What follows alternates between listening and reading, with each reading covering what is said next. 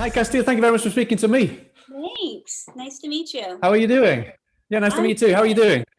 Yeah, I'm I good. don't think you could ever, I don't think you could ever have imagined anything, even in your wildest dreams or nightmares, that you'd be doing a press interview amidst the pandemic for this film. No. I know it's pretty great though, honestly.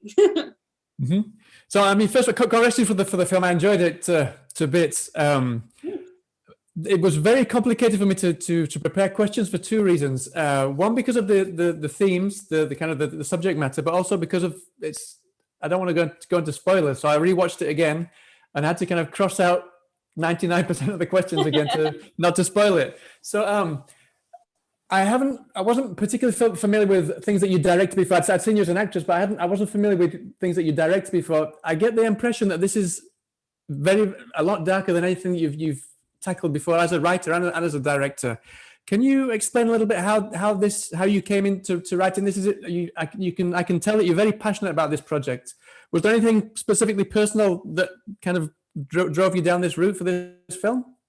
Yeah, I've always felt really passionate about telling stories about young women, as well as uh, destigmatizing mental illness. It's always been something that I care about a lot. My family's dealt with it a lot. Um, so I think it's a really important thing to discuss. And that's kind of where that's, the most uh, primitive of the ideas, I guess, the beginning of the idea. And then that kind of evolved because there are quite a few movies that already talk about depression and bipolar, that kind of thing, and I wanted to tell a story um, about schizophrenia because I think it's the most stigmatized of mental illnesses. And I think it lends itself really well to film because of the visual nature and the auditory nature that many people experience, right, with hallucinations. So it all just kind of fit into place, Mhm. I mean, you mentioned that there have been various films that have dealt with the subject, especially a lot of horror films specifically. But what I really appreciate about this film is the fact that it's not one-sided. We don't just get one point of view. We get a POV. We get Rain's what she's going through. We suffer with her now, but at the same time, we see it's portrayed from the parents, this friend she makes, other friends at school, the stigma. That must have been really difficult, not just in terms of directing, but from a writer's point of view. Can you just briefly kind of, how did you work all of that out to be able to get a vision in your head of how you were going to tell the story from 4, 5, 6 different perspectives well and I then bring it think all that together? Yeah, I think that for me, it really is Rain's perspective of the world. Um, but I wanted to show her interacting with a lot of different people because I think there's this idea that people who have schizophrenia um, are the other and like people that you don't naturally interact with. And through my research, I've found that it's actually quite common. And we probably just don't know necessarily because people don't want to talk about it. Whether that's because of shame or a fear of not being hired for a job or whatever it is, or fear of being stigmatized or treated differently. So that's really why I wanted to put her in all of these situations, is to show like it could be anyone. It could be someone at your school. It could be your own teacher, and any people. But and then also like I really wanted the parents are really important to the story because I think that there's something really interesting about how do you handle a child and raise a child who's going through this, because it does profoundly affect the family. And one of the original producers that I developed it with for a long time um, had firsthand experience with that, and so he was actually able to say to me like, you need to up the stakes here. Like, don't be polite, because the reality is it is very tumultuous. Oftentimes there are fights and there are so many great things. There's so much love, but the more you love someone, the more difficult it can be when you then have, you know, these fights or experiences or what have you, or when you're trying to handle like talking to them about what is real and what isn't. She said she was feeling better. We see that regularly with schizophrenia, but it can't be cured. Something that I really, really appreciated as well was I mean, Rain is she's very stable-minded throughout most of the film. She doesn't come across as a person who's schizophrenic. Was that something that you really wanted to get across, that these people, they shouldn't have this stigma, that, you know, they're really stable-minded people and they're really, you know, trying to reach out to people and be friendly with people? Was that something that was really important for you to get across through the film? Yeah, that's exactly the point of the film, is that this could be anyone that you know or love. It makes them know, you know, it does make them different in the same way that you and I are different, and anyone is different from another person, but it's not a bad difference, if that makes sense. It is just what it is. It's just something that makes you unique. Yeah, it's like Israel said, you don't have to apologize for being who you are, or something like that. I can't remember what it was. Yeah, exactly. Yeah. And so something else that it's part horror movie, but it turns into kind of a teen detective movie, if you will. That detective side of the story, did that come from the idea of maybe Rain's wanting to shun this idea that she's crazy and there are actually crazy people out there, and she wanted to kind of project this stigma off of herself? Was that something that kind of brought you to that side of the story? Yeah, I think that's very accurate.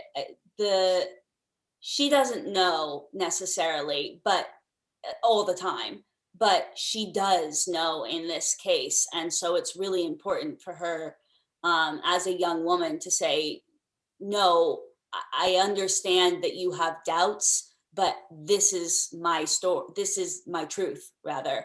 And so she wants to prove it, not just because she believes in it, but also because she wants to prove herself. You know, she wants people to believe her and not brush her off just because she has this thing. Did you hear that? There was a girl next door screaming for help. Rain, there's nobody out here. There's a little girl in your attic. I saw her. There's no one up there. She's lying. You're telling me that your neighbor kidnapped a little girl and has her chained in her attic? I want you to kind of describe a little bit about this dynamic that you created between Rain and Caleb. They're polar opposites and exactly the same at the same time. Can you explain a little bit what kind of dynamic you wanted to create there and for what reason? Yeah, Rain and Caleb are my favorite. I mean, if I could just do a movie that was Rain and Caleb, like YA romance, I would. I think they're so cute. And he kind of calms her. So he has this really grounding presence. He's very logical. He thinks everything through. And she's an emotional person. She kind of works from her gut. And I think that's what makes so many love stories interesting, is these opposites attracting. And this is kind of the heightened version of that with the two of them. So while they're opposites, they also complement each other. Okay. Also, there's one when they're at the school, Rain's friends say, "Hey, don't get too close. She might go all Carrie on us." So obviously, but that made me think of Carrie, and obviously Carrie just goes right off the end by the end of the film. Were you very strict about setting specific limits about how off the wall this portrayal of schizophrenia was?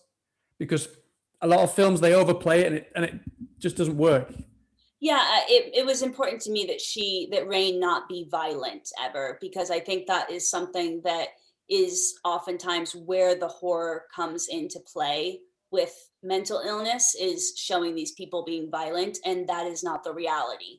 I think the horror here comes from her not being able to trust herself, which that to me is something that is more universal, right? Because we all have our doubts about ourselves, no matter where we are on the spectrum of mental health. We can identify, oh yeah, I don't necessarily believe in myself right now, or am I making things up in my head, you know, because I am spinning stories about what happened. So this is just a bigger version of that. But I don't think it's as relatable if we're talking about murder, right? Like, because you and I probably don't think about that regularly. So to me, it was really a mechanism, not just of discussing the tropes, but also of making her relatable. Related to that, I mean, it didn't necessarily have to be a horror movie. Did it start life as a horror movie? Was it always intended to be a horror movie? Because you said there you didn't really want to get into her harming anybody. So did it start life like that? I mean, it could have been a perfectly normal family drama with this detective story, and we didn't really have to get into any kind of horror tropes. No, was that intentionally your idea? I wanted to show the horror of what she experiences. So it was always my intention to have her hallucinations realized in the film, but I didn't set out to make a horror film. I set out to make a drama about a young woman who has schizophrenia. And it just so happens that her experience is quite horrifying or terrifying. So that's more of where it came from.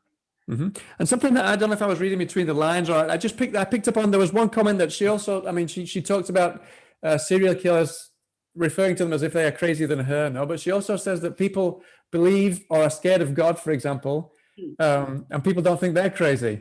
Was there something that you cut out of the film that you didn't include anything additional about religion, or was there something you wanted to say there?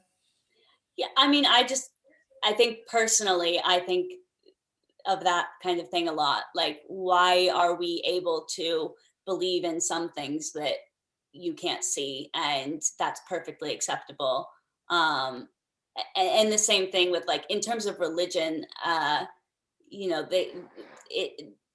Christianity is quite centered around this man who, I think if he came to us today, people would say he's a madman, right? Yeah. Claiming to be the son of God. And it's like, I just think on a personal level, it's really interesting. And so when I write, it always comes from a personal place. Mm-hmm. Okay, brilliant. So I mean, we're running out of time. So just to finish off, obviously you're promoting this one now, but I imagine you've got a few things you're planning ahead now. Can you let us in on anything that you hope to be able to dive into after this one? Well, I just got back from directing 2 movies, actually, the 3rd and 4th installments of the After series. All right. I directed and am post right now on, and I've got, I think, like 4 more lined up for the next year to 18 months. So it's going to be a busy time. Okay, well, thank you so much for your time, Castille. I wish you the best of luck with the film when it comes out. I had a really good time with it, so I'm sure it's going to go down really well. And I hope to speak to you about another film sometime in the future. Yeah, absolutely. Thank you so much. All right. Thank you so much. All the very best. Take care now. Your mind is just playing tricks on you.